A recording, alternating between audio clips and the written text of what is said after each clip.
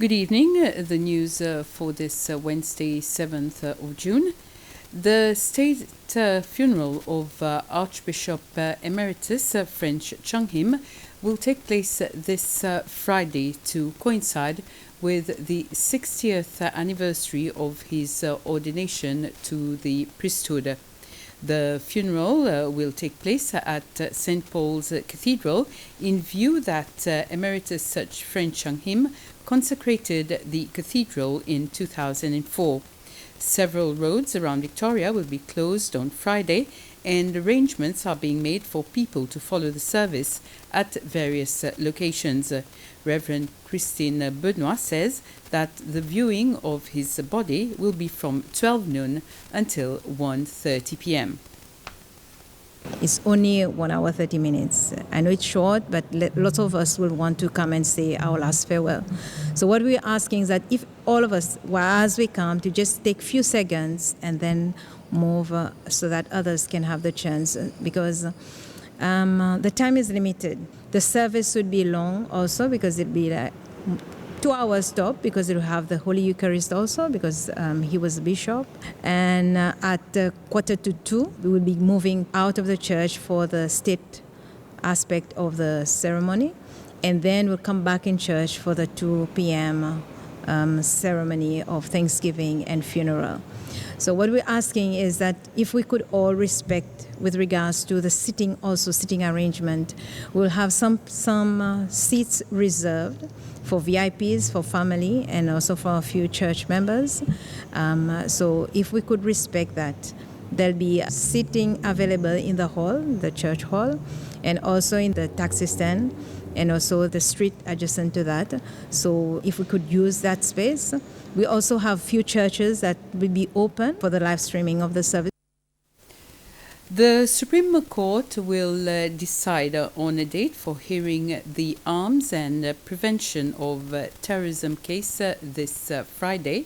The court has also ordered that all lawyers of the 5 accused in this case be present that day.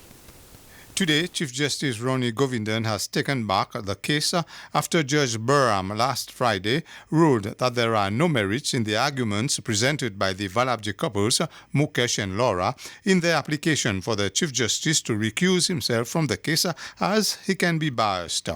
This morning, the Chief Justice dismissed 2 applications from the couple, one of them seeking leave to appeal in the Court of Appeal, a decision delivered by himself against them. This morning, too, he accepted a request by the prosecution to produce the main building and a dwelling house on the couple's property at Mont Blanc as evidence in court, as according to the police, arms and ammunition were discovered in the main building. He also accepted the Valabji couple's request to allow them permission to pick up items from the property that will not be used as evidence in the case, such as clothes and 2 vehicles. The judge has ordered that all the lawyers representing the 5 accused in the case, the Valabji couples, Leslie Benoiton, Léopold Payette, and Frank Marie, be present on Friday. More than 10 photos of wetlands and mangroves were displayed on the walls of the Alliance Française this morning in an opening exhibition ceremony of the Wetlands and Mangroves exhibition. About 8 third-year CIAD students participated in this project, which was organized by the institution in collaboration with the Department of Environment and the Alliance Française. This exhibition is in line to celebrate Environment Week. CIAD's chairperson, Martin Kennedy, says it is crucial to educate the youth about the importance of the environment, especially the wetlands, which are being neglected. The images that we're looking at today are a celebration, but they're also a warning of how fragile the system is. And I do believe that the aesthetics speak for themselves, and under the tutelage of Marsha Dean, we've obviously got a range of images which are beautiful and compelling, as well as convincing in terms of our responsibility as a society to protect and enhance some of the oldest and most important environmental areas in our country. We all know that our tourism industry is the biggest economic player in the country. And we also know that the reason people come here from all over the world is first and foremost our environment.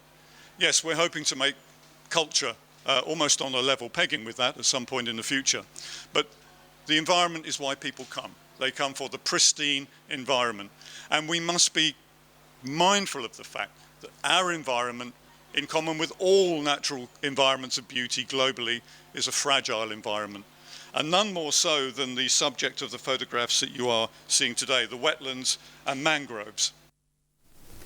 As of yesterday, Seychelles citizens who have either held a Canadian visa in the last 10 years or who currently hold a valid United States non-immigrant visa can now apply for an ETA instead of a visa when traveling to Canada by air.